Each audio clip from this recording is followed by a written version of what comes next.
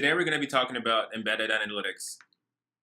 With Knowi, you can embed analytics or integrate your dashboard and widgets into end destinations.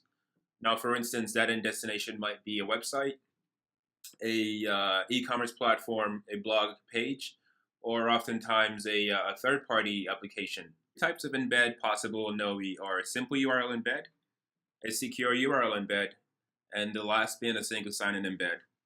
The third type of embed we're going to talk about today is the single sign-on API embed. Now, with this embedding, every user within the session is authenticated against your platform and as well as the Knowi platform. Now, this embedding, this authentication can be an LDAP authentication from your system mapped to a user from a user on your system mapped to Knowi. It could be from a third-party identity provider such as Okta, or OneLogin, or some other SAML sort of authentication system. Now, the key thing within the single sign-on API, let's jump into the documentation here a bit, is requires a three-step flow, at which the key part to that is obtaining a customer token to link each SSO, each single sign-on user or SSO user back to your account. And to obtain this information, this customer token, do reach out to Knowi, to the Knowi support team for this token. Now, upon receiving this token, the next couple of steps require a three-step flow, which is briefly documented up here, as rather summarized up here and with more details on the bottom, in which the first step is a user is created within the Knowi's system. If the user exists, then the user's token is refreshed. Then a session token is created, and then the third option, call, is to log in that user or pass in the session token from step 2 to get access to the dashboard. And how to obtain your user token or session token, do visit the other tutorial, the SSO tutorial, which goes in depth on a hands-on flow of how to utilize the SSO API and retrieving those tokens. But for now, we will focus on this video. We're going to focus a lot more on the ins and outs of SSO API and embedding with the SSO API. Now, a few things to mention before we jump into the actual walkthrough of this is for using SSO API, you can embed utilizing an iframe as well, or a JavaScript API, as we saw in the last two embed scenarios, using a simple or secure embed. However, some of the parameters when using just the JavaScript API will be different.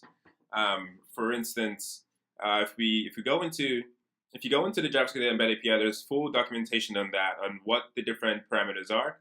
However, on this, a few things worth noting. If using the JavaScript API to embed a single sign-in user, a couple things would have to be changed to support that, which would be the type parameter, the dashboard ID, and a token value. Now, for the type value, you would want to use a single parameter. The single is representative for the single sign-on, whereas in the previous session we used the share, or you can use the share widget for widgets embedding. However, keep in mind that when using a single sign-on, the type needs to be single. The other thing as well is the dashboard ID. Because the user is authenticated within the system, in using the single sign-on, it's necessary to grab the dashboard ID as opposed to dashboard URL. A dashboard ID number. Going into your Knowi page and into the dashboard, on every dashboard there should be a unique ID number. This is the number that you would update this field with, the dashboard ID. And for the token value, this will be from your SSO session token. Now, if you remember, once again, the flow of that is documented on the SSO page, and as well, there's a hands-on tutorial to walk you through the mechanisms of obtaining that value, or the token, I should say. Let's go back into this. Similar to the other embedding styles for simple and secure, if using the JavaScript API, the rest of the values will be the same, as far as the parameters and ways you can control and configure that. The content filter, however, will not be applicable from the embedding side, but can be passed in from the SSO user create profile. So while creating your SSO user, there's an optional value, an optional control to pass in a content filter, which will be passed in at runtime for when that user is authenticated and logs into the system. Behind the hood and see this in action. So we have a platform here that is an inventory e-commerce site which houses multiple users and multiple levels of access for those users. Now, the same way a user would log into the platform, let's first make sure that this user is authenticated. Let's first go with a regular user.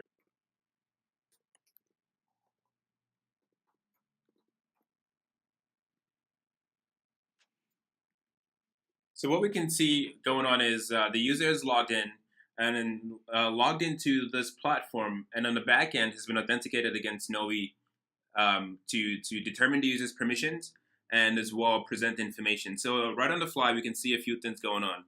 It might be a little hard to spot now, but in the next session, that would be a little bit clearer.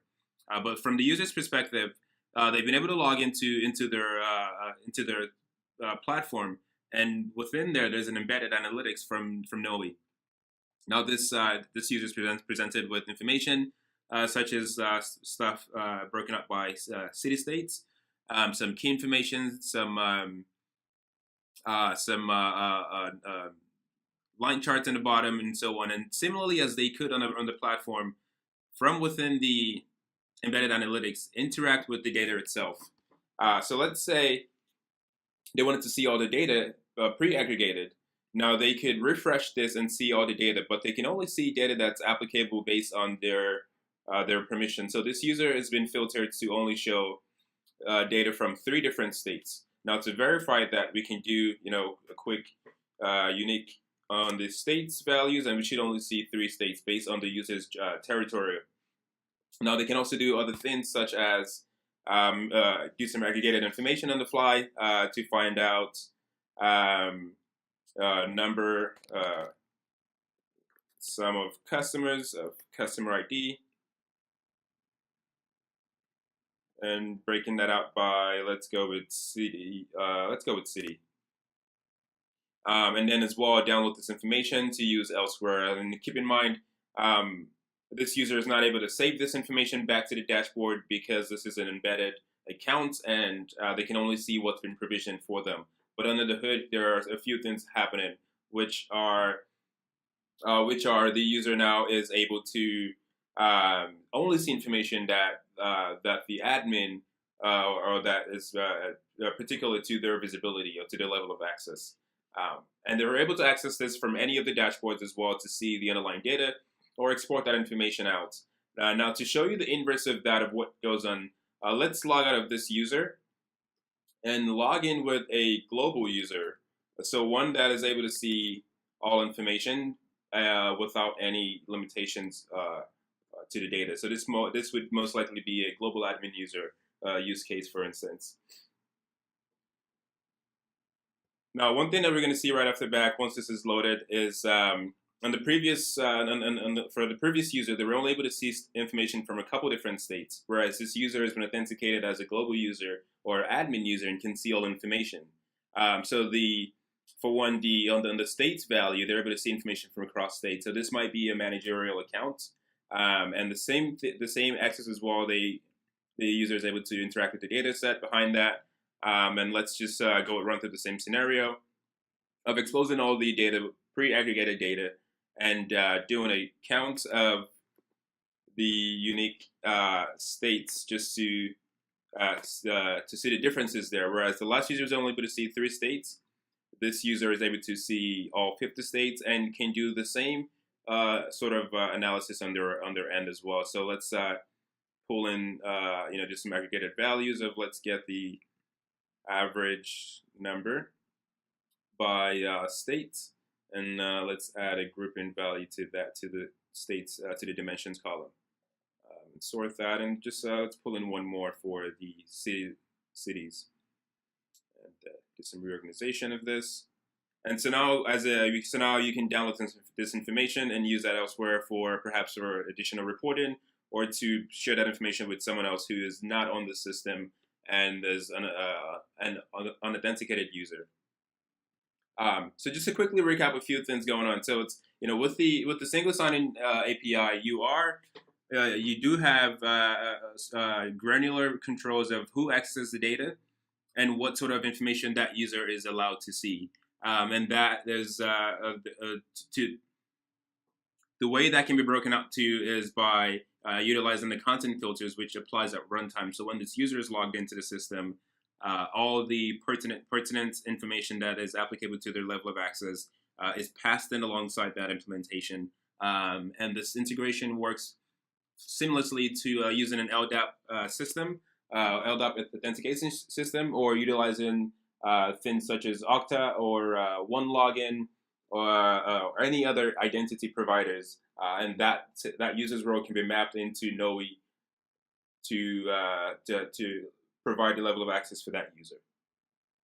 Do visit the documentation, which has a robust explanation of how the full flow works, and as well as some examples to make the API calls, and obtaining the token, and then embedding that to either to a JavaScript API, and as well as the other informations around the JavaScript API in the different parameters and how you can embed your assets or dashboards.